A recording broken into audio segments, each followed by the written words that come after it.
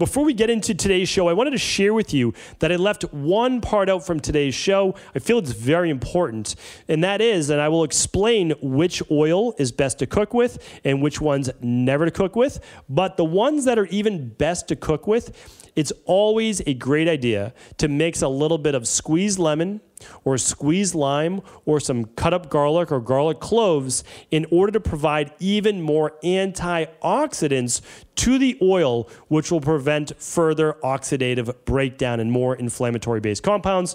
So as you're listening to today's show, one more tip: no matter what oil you choose, add a little lemon, add a little lime, or add some garlic cloves. Anything with antioxidants, it could be rosemary, anything like that will enable you to have less oxidation in that oil. It'll be much better for your overall health. Now, enjoy the show.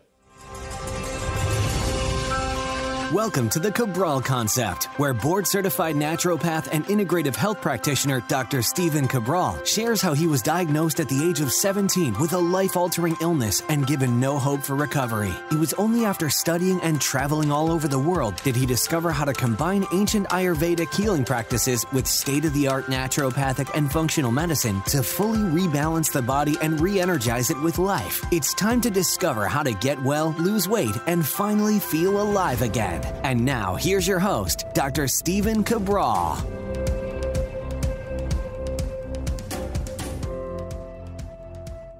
Welcome back, everyone. Great to have you here today. Episode 2195 of the Cabral Concept. Glad you could join me because we are talking about a very popular topic here today, and that is the best oils to cook with and the ones that you should never, ever heat at all. And that is regardless of smoke point. So we've got a lot of things to break down today. We're going to make it really simple, really straightforward, and leave you at the end of the show, hopefully with some new knowledge and knowing exactly what oils to cook with and which ones you should never cook with. All right. So what I want to explain to you here today is that, and because not a lot of people know about this, when you heat an oil, for the most part, you are breaking it down. Now, it depends on the oil, so we'll talk about that. And when you are breaking it down, it creates all sorts of inflammatory compounds. Some are called polar compounds. Some are called oxidative free radicals. Some are called acrylamides. There's all sorts of different things that form on food, or namely, we're talking about fats. And what happens is you can't see it on your food, right? But when you ingest it, it's creating more inflammation in your body. And that's because what happens is, as you are breaking down these foods in your stomach and then your small intestine, and they're being absorbed through the bloodstream, you're absorbing those inflammatory compounds. Now, your liver, your fat cells, all sorts of different functions within the body will work on squelching that inflammation, compartmentalizing it, and removing it from the body. But nevertheless, you're using valuable antioxidants from your body to be able to squelch all of that inflammation. This leads to aging, and it also leads to dis-ease in the body. So if you're suffering from some type of inflammatory issue, which, by the way, 90% of all disease is inflammatory in nature, then you could be having a serious reaction to different types of oils that your food is cooked in. Now, I will tell you this. When you are at a restaurant, almost every vegetable or protein you are eating is cooked in an oil. Now, I would also say that includes all starches as well. So when you go out to a restaurant, you are getting food cooked in most likely a cheap oil as well, because restaurants are looking to do, well, they're not looking to be cheap. Here's what they're looking to do. They want to provide you with a really tasty meal. So you come back, of course, because you like the food, but also at the lowest cost to them. That's kind of how business works, right? So they're saying in a restaurant, let me provide the lowest cost in some areas. Now, it might be really high quality protein, right? Or something like that. But they're going to say, well, where can I save in other areas? This isn't every restaurant. This is why you get to know your restaurant. I know restaurants that only use olive oil or only use grass-fed butter or whatever it might be. But again, you have to know your restaurant, right?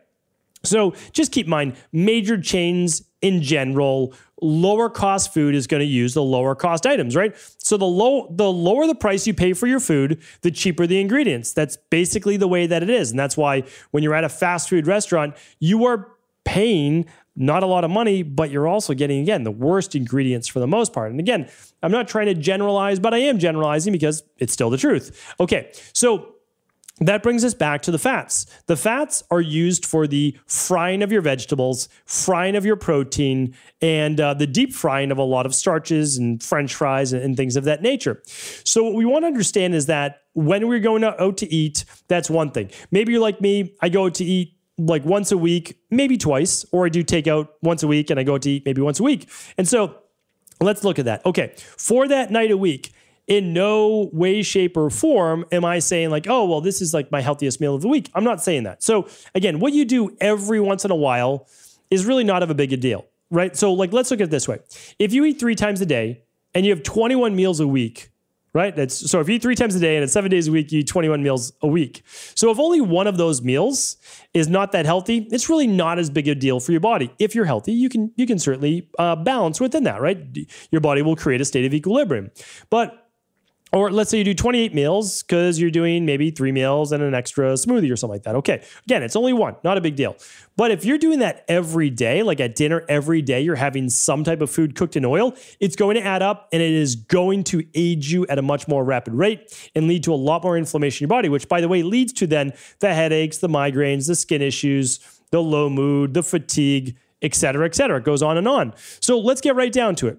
When you're cooking with oil, you have to be careful, all right? I'm going to give you my recommendations at the end, but I know a lot of people like to cook with oil. I'm going to give you multiple reasons why you might want to rethink that in general, but also give you some good tips. Okay, so here's the thing. Most people choose an oil that has a high smoke point, and I get it, and I understand the rationale behind it. It means that the oil that you're cooking with, let's say you're frying in a pan, has a high degree to which it's able to buffer high heat.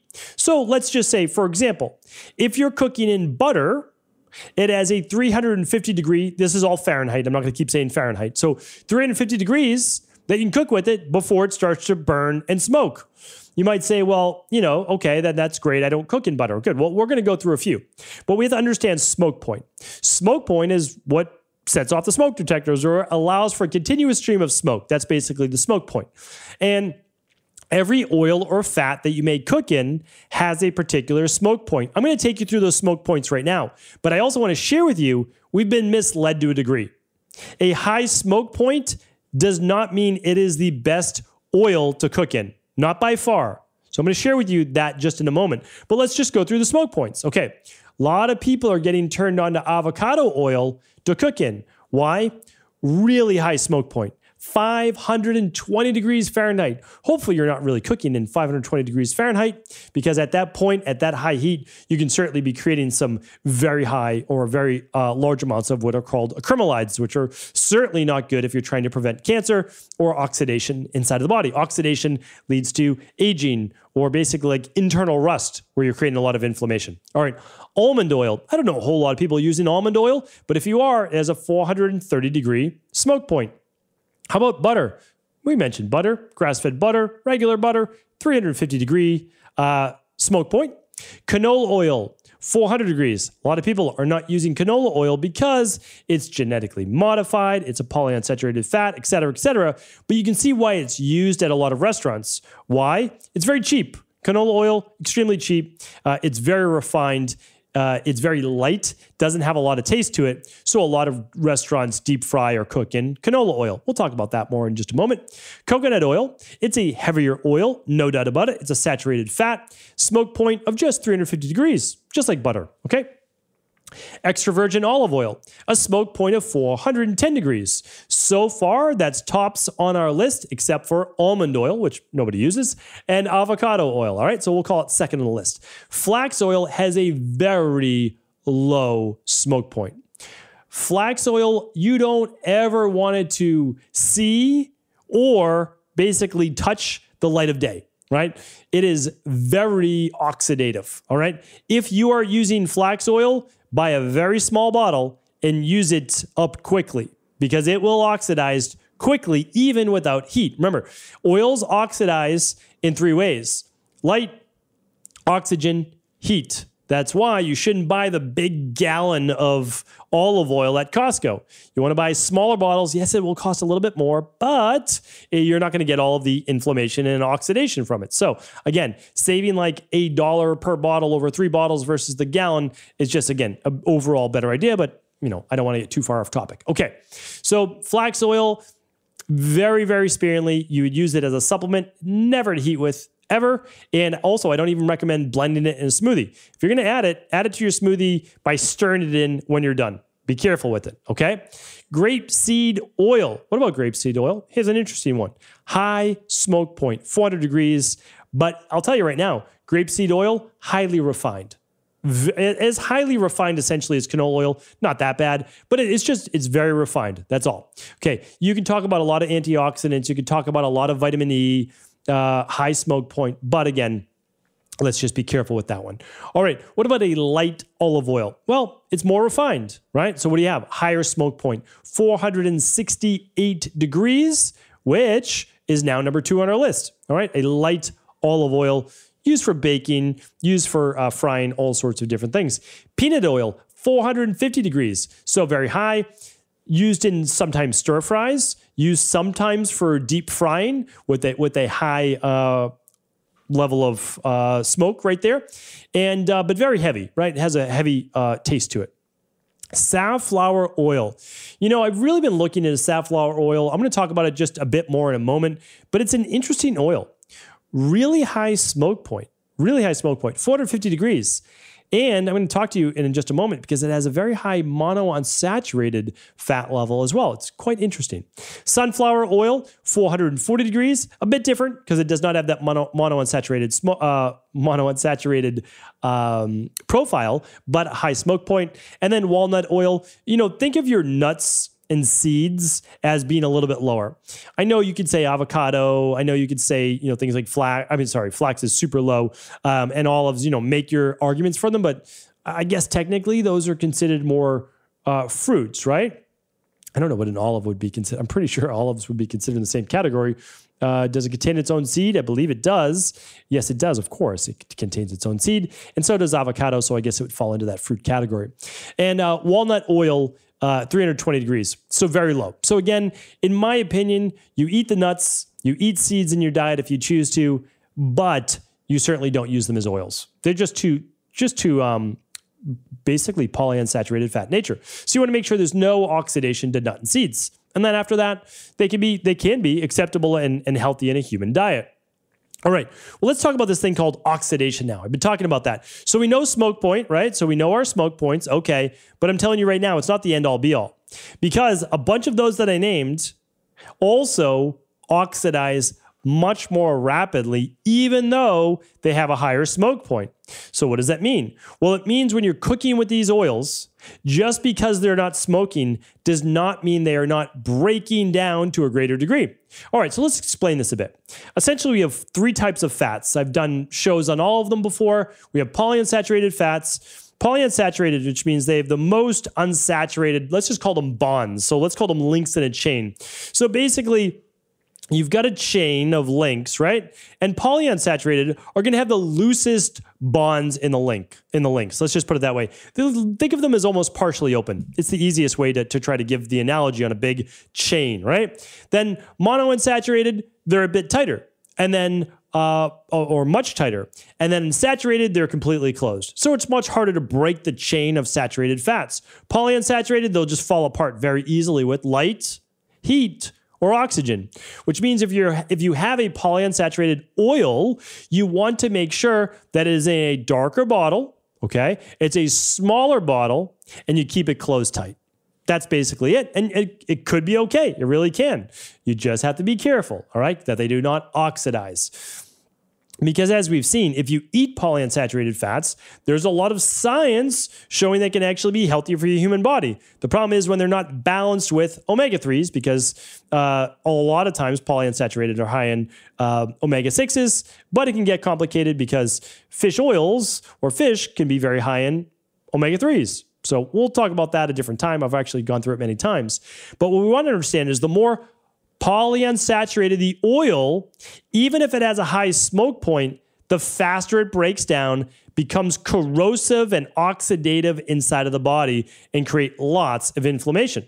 So let's look back at our list. I'll give you that in just a moment, and I'm going to go through the polyunsaturated. So let's talk about those now. So when I'm doing my research for all of these, what I like to do is share with you a lot of these charts. And I'm going to share the charts at stephencabral.com/2195. And I'll also link up the research as well for those people that have their doubts, which is okay. stephencabral.com/2195. All right. So here's the thing. You want to look for fats that are lower in polyunsaturated when cooking.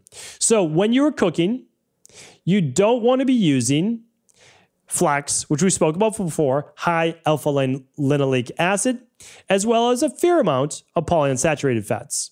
You don't want to use sunflower oil. It is often confused with safflower oil. The two are not the same. Safflower is actually low in polyunsaturated fats, only 14%. Sunflower has 71% polyunsaturated fats, way too much. Corn oil, okay, 57%. Soybean oil, which is why you don't want to turn it into a butter, right? Soy butter doesn't mean that it's healthy for you, right? It means that it's highly hydrolyzed and it has been essentially refined, lots of oxidation, okay? Soybean oil, 54%. Peanut oil, 33% polyunsaturated fats. Cottonseed oil, 54%.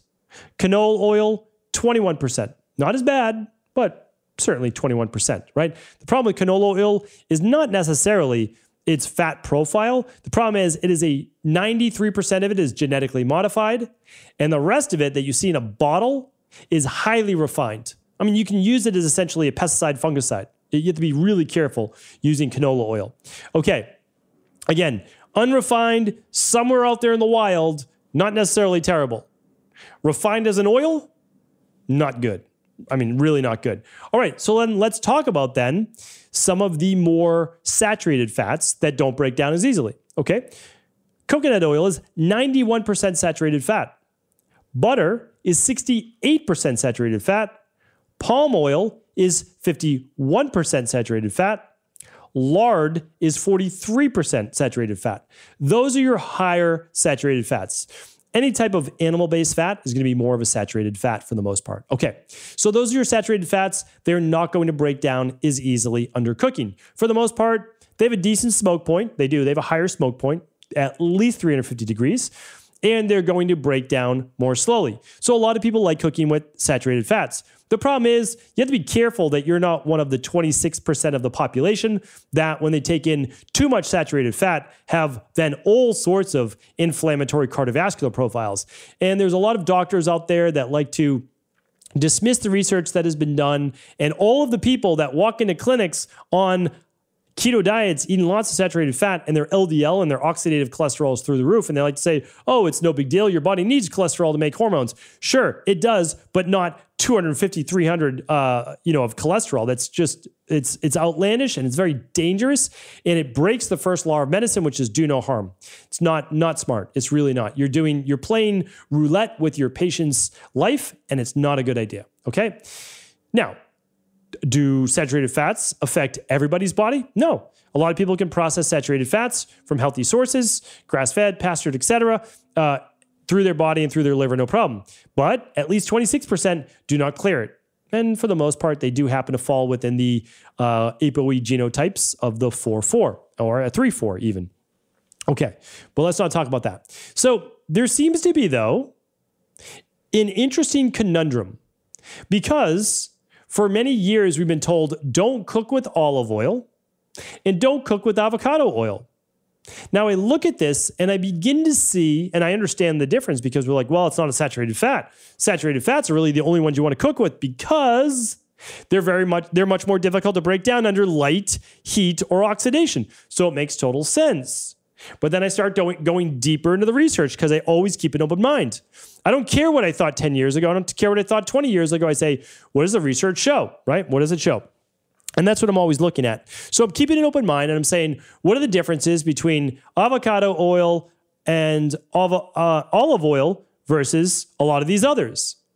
And what it seems to be is a higher amount of oleic acid. And oleic acid seems to act almost like an antioxidant and a monounsaturated fat, which it is, and be protective under heat, light, oxygen to a degree. All right, to a degree. So I want to share with you that olive oil has the second highest amount of monounsaturated fat, oleic acid. It has 75%. Now, safflower oil, believe it or not, has 77% oleic acid. And avocado oil has 70% oleic acid. So you might say, well, safflower sounds like the best, then olive oil, then avocado.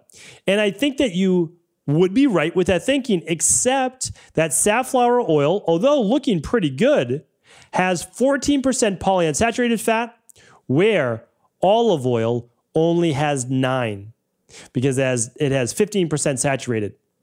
And so when you look then and you say, okay, it's better than safflower oil, let's see how it stacks up to olive oil, avocado oil. So olive oil, okay, is less polyunsaturated. We want low polyunsaturated fats if cooking. Now, again, I'm being thorough because I want you to know the reasons why for my recommendations, because hopefully this kind of puts all of this to rest.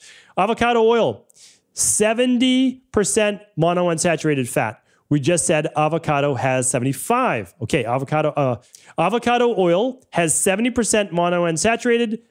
Olive oil has 75. Avocado oil has 16% saturated. Olive oil has 15. Pretty close. Avocado has 14% polyunsaturated fat. Olive oil has only 9%. So when you look at that, you say, interesting. Olive oil seems to be the clear winner. So I say, okay, let's see if there's additional research. And lo and behold, there is. So let's look at this final bit of research. Okay. There were a bunch of oils tested. Extra virgin olive oil, that was the head-to-head. Virgin olive oil, regular olive oil, canola oil, rice bran oil, grapeseed oil, coconut oil, which I'd like to see in there because it's the highest saturated fat, right? It should win. Peanut oil, sunflower oil, not safflower, sunflower, and avocado oil. They put it to the test against all those oils, all right? Extra virgin olive oil versus canola, rice bran, grapeseed, coconut, peanut, sunflower, and avocado. They put it to the test 3 different ways. Okay, pan frying, also known as sauteing, 248 degrees. Then they deep fried with all the different oils. 320 degrees to 356 degrees is deep frying. Then oven baking at 392 degrees, almost 400 degrees. All right, let's take a look at it. As they're talking about, and they're measuring oxidation, hydrolysis, breaking down of harmful fats, basically looking at polar compound links linked to inflammation. Okay. Commercial kitchens regularly assess the levels of polar compounds in cooking. On average, 25% of polar compounds is the limit to ensure the oil is safe for continued use. Okay. It starts to thicken, it starts to foam, they have to throw it out. All right, here's the tests.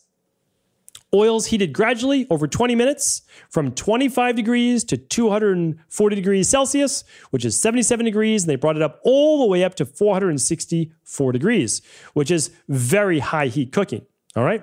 Then they did more tests, which looked at the oils cooked at 356 degrees for 6 hours. So short term, really high heat cooking, that you need to look at this.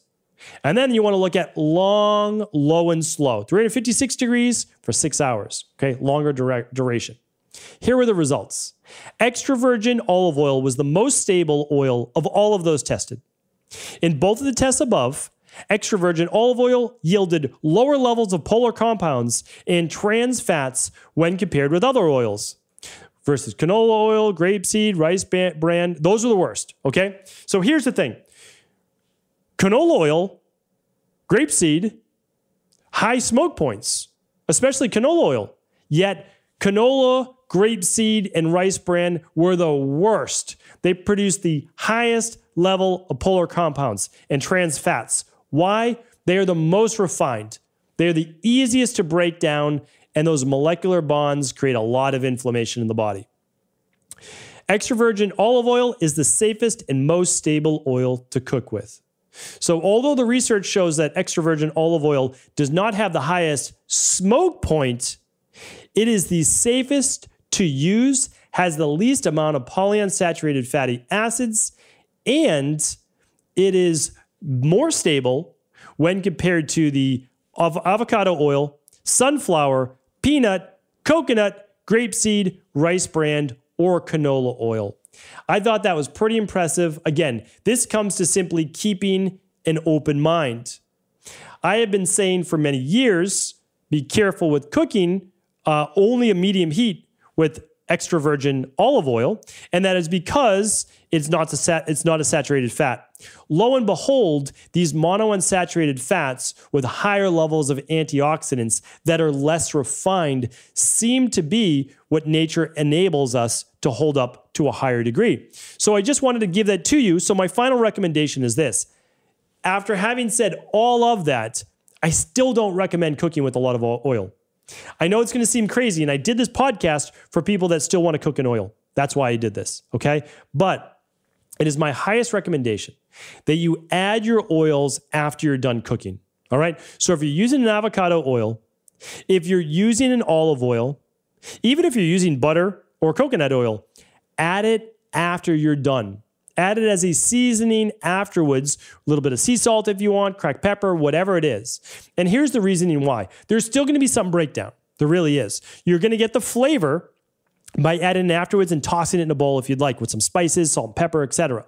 And most things bake just fine. When I bake broccoli and cauliflower, even cauliflower rice or butternut squash, whatever it might be, you can put it right in the oven. And it's nothing's going to happen to it. You put it on a non-bleached parchment paper, no issues at all. And if you're sauteing veggies, if you just add a little bit of water. So in my household, if we're doing frozen or we're doing fresh, you add a little bit of water, you cook on a low to medium heat, and you just allow them to cook. And it really works great. So just think about it. I wanted to throw that out there, but I want you to know that this is some pretty strong research. I'm going to link everything up for you yourself. And I'm not saying that you can't cook in saturated fats because they're strong. There's no doubt about it. But again, the healthiest fats in the world, it's pretty indisputable, are avocados and olives for the most part. And they really are. Monounsaturated fats do the best if you're looking at total population and not excluding certain groups. So hopefully this was helpful. I really believe we need to get this information out there. Again, I have no dog in the race. I really don't. I don't own an olive oil factory anywhere in the world. So hopefully this has been helpful. Again, please do feel free to share this information with anyone you believe it can serve. And for all the research, all the data, all the graphs, head on over to stephencabral.com/2195. Take care, everyone. Thank you so much for tuning into today's show. And before you go, as a valued listener, I need to make sure that you know about how you can actually get a $50 product completely free this week over at Equilife. It is literally $49.95, the Daily Mushroom Immune Support. It is one of the most powerful mushroom products out there. Here's why. It contains almost 2 grams of mushrooms per serving. That is a large dose. That means you're actually getting clinical dosages of these scientifically proven mushroom-based extracts. Let me share with you what some of them are. You've got reishi blend, which reishi is one of the most powerful mushrooms in and of itself that it can actually help balance the overall healthy levels of immune system. Chaga, which is used for endurance and stamina, has lion's mane, which is great for the brain and thinking and focus, cordyceps, which is used for endurance and so much more, maitake and shiitake, which are actually used for the immune system, agaricus, great for the brain, great for the cardiovascular system, and turkey tail, which is used for the immune system, circulatory, brain as well. Like I said, this is a very powerful mushroom-based blend. It can be used on a daily basis, and it's honestly as simple as taking 1 capsule at 3 meals or taking 3 capsules all at once, your choice, any meal of the day. It can help with so many immune-related issues and also supporting healthy levels of inflammation, as well as energy and so much more. I'd love for you to check it out. You can head on over to stevencabral.com/shop, click on the banner, and learn more about the daily mushroom immune support. And you can get a free $49.95 bottle on us in all qualifying orders over at stevencabral.com/shop.